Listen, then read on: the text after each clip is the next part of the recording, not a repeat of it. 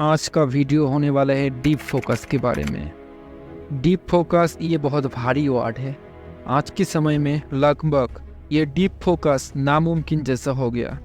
Deep focus कैसे होते हैं आइए समझते हैं। पहला, अर्जुन को जब गुरुजी ने बोला कि देखो आपको क्या दिखाई दे रहा है, अर्जुन ने बस बोला मुझे पंछी का आग दिखाई दे रहा है और कुछ भी नहीं दिखाई दे रहा है। और बाकी को जब पूछा तो बाकी ने बोला पेड़ दिखाई दे रहा है, किसी ने बोला पंछी दिखाई दे रहा है, किसी ने और कुछ। तो यहाँ पर अर्जुन को बस सिर्फ और सिर्फ पंछी की आंखें दिखाई दिया। तभी तीर चलाने के लिए बोला और बस कहाँ लगना था। क्या दिखाई दे रहा है तुम्हें?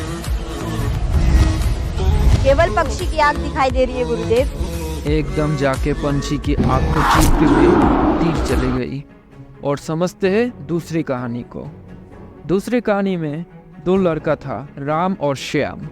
दोनों को ट्रेनिंग देते समय बारीकी से देखने के लिए बोला और कुछ देर बाद दोनों को पूछा तो दोनों ने जवाब दिया। एक मार्केट था, उस मार्केट में कोई बंदे सब्जी ले रहा था और कोई बंदे सब्जी दे रहा था, कोई सेलफोन से फ़ोन कर रहा था। दोनों को शाबाशी देते हुए सर ने बोला चलो आज की ट्रेनिंग यहीं पे ख़त्म। वो बोलने के तुरंत बाद राम ने सर को रोकते हुए बोला नहीं, मुझे कुछ और दिखाई दिया।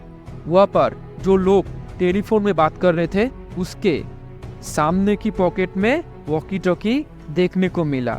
तो मुझे ये लग रहा है कि सर ये आपका ही दोस्त है, यानी ये भी पुलिस इंस्पेक्टर है।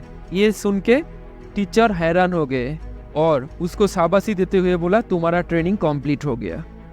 ये दो कहानी सुनाने का मेरा ये मतलब था, आपका माइंड सिचुएशन के अकॉर्डिंग फ्लेक्सिबल होना चाहिए। दो कहानी दो टाइप्स के है। पहले सिचुएशन में माइंड छोटे से चीज़ में डीपली फोकस किया और वही दूसरे टाइप में बहुत भीड़ भाड़ वाले जगह में माइंड फास्टली डिटेक्ट कर पा रहा है कि उस बंदे के पॉकेट में वॉकी टॉकी था। तो माइंड को फ्लेक्सिबल और स्टेबल दोनों होने की ज़रूरत है। कहानी तो हमें समझ में आ गया, लेकिन क्या हम ऐसे बन सकते हैं, ये असली क्वेश्चन है। सबसे पहले तो समझो डीप फोकस क्या है। ये एक आदत है, तो गलत आदत रहेगा तो सही आदत कैसे सबसे पहले सही आदत बनाओ। सही आदत तो सब बनाना चाहते हैं, लेकिन सबसे पहले समझते सही आदत बनता क्यों नहीं है। इसका सबसे बड़ा रीज़न है संगत। अब मानो या ना मानो, आप पहले 7 दिन के लिए मेरी बात सुनते हुए उन दोस्तों को छोड़ो और फिर जो ये आपके हाथ पे है उसको बस काम के लिए यूज़ करो। पता है ना, सेलफोन की बात कर रहा हूँ मैं। और नेक्स्ट डे के लिए अलार्म लगाओ, 4 से 5 बजे मॉर्निंग पे उठो। एटलीस्ट 6 बजे से पहले तो उठ जाओ।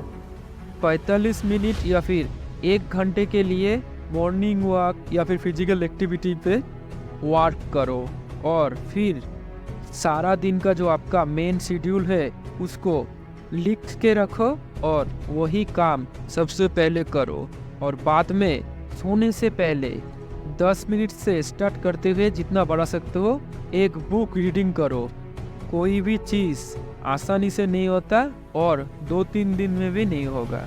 ये 7 दिन के चैलेंज लो और करो। अगर आपको अच्छा लगे इस चैलेंज की डे को बढ़ाओ और फिर 7 दिन के बाद देखो अभी के दिन और 7 दिन में क्या फ़र्क हुआ। और फिर 30 दिन का चैलेंज लो, फिर देखो क्या फ़र्क हुआ।